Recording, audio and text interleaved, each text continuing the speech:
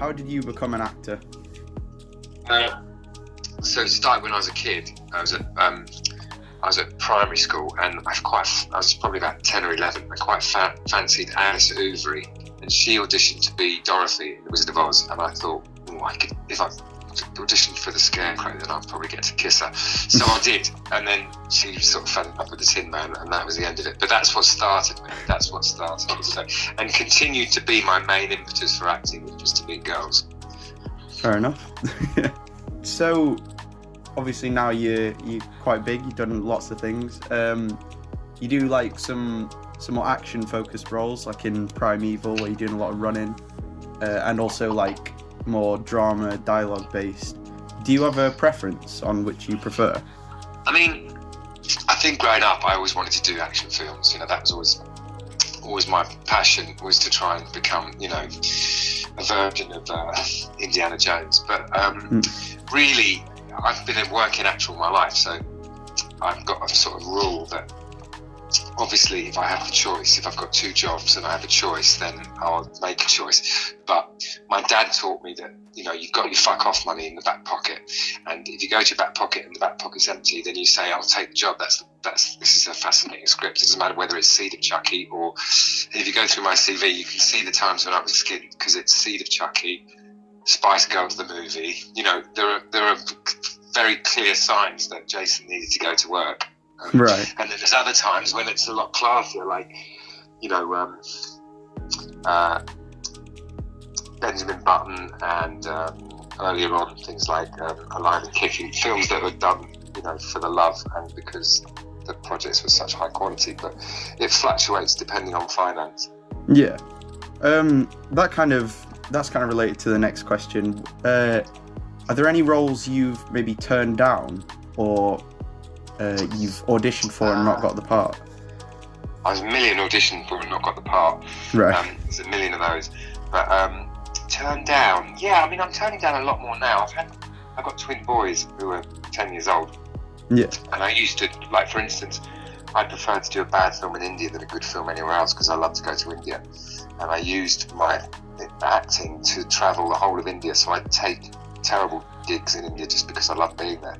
But since the twins, anything that, for instance, like, Lord of the Rings or anything like that, or, those projects that are done over in Australia or New Zealand that would take you away for 6 to 8 months, stuff I've turned down, stuff in South Africa, stuff because of COVID, because what I've basically done since the kids were born is if I work, so when I did Jamestown, which was in Budapest, I'd fly home every Friday evening, so on Friday I'd get out and work at 5:30, zoom to the airport, jump on a plane and come home for the kids for the weekend. But since COVID's happened, if you are working abroad, you can't do that. You can't fly in and out because of the COVID bubbles.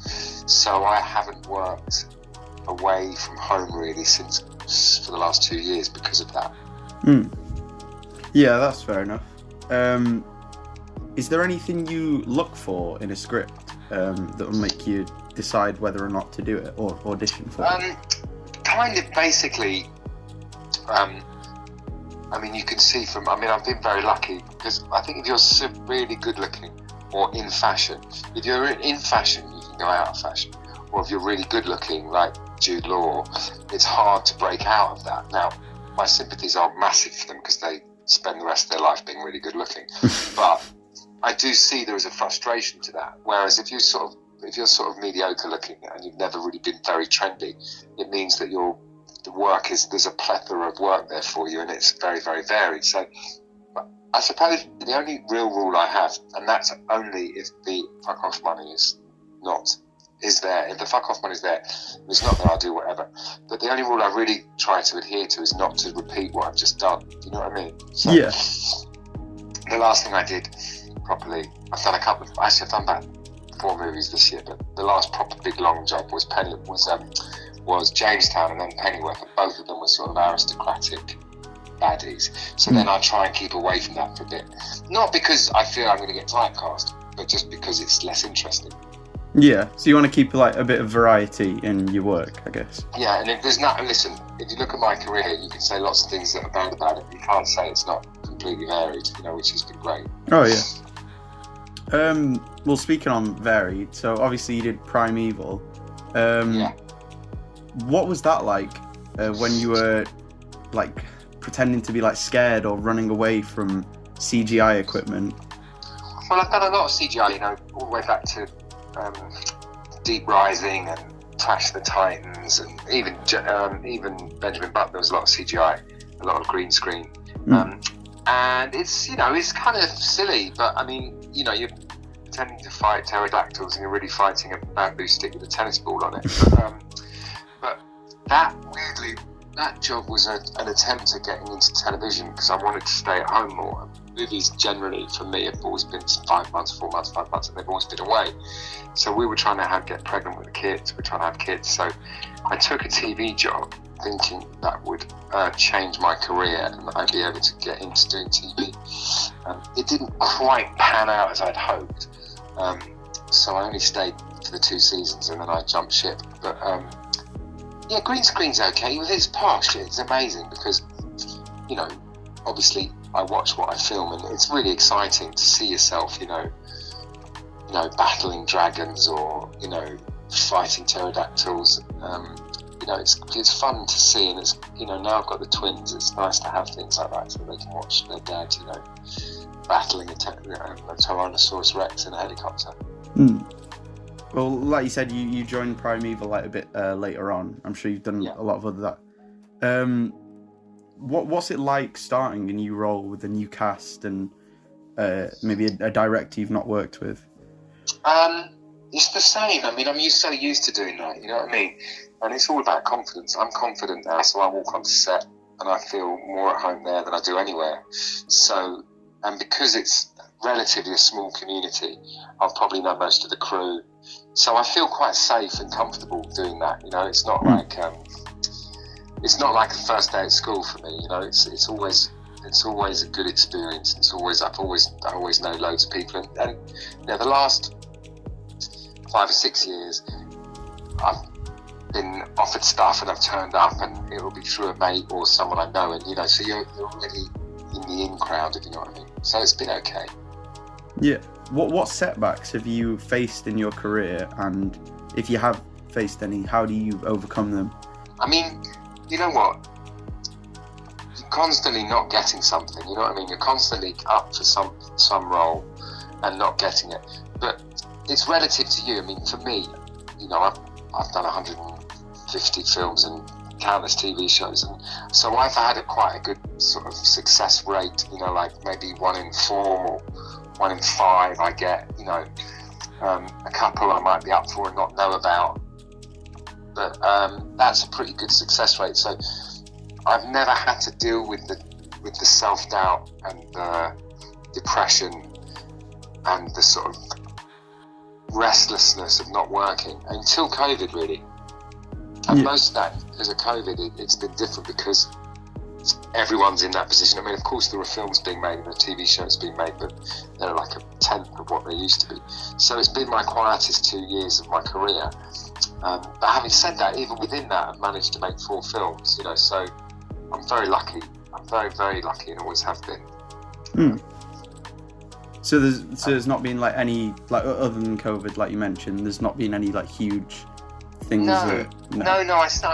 I snapped my knee on that. For instance, I mean, this is typical of my luck. So I was doing Rockstar with Jen Aniston and Mark Wahlberg, and I did the LA Marathon, and my legs were obviously shattered, and then I jumped off this plinth as the rock, you know, because I was playing this Rockstar. Yeah. And I jumped off this plinth and snapped my cruise ship ligament. Ow. Managed to finish filming, and then you think, oh well, that is a setback because now you can't work for 7 months. But the next job I got was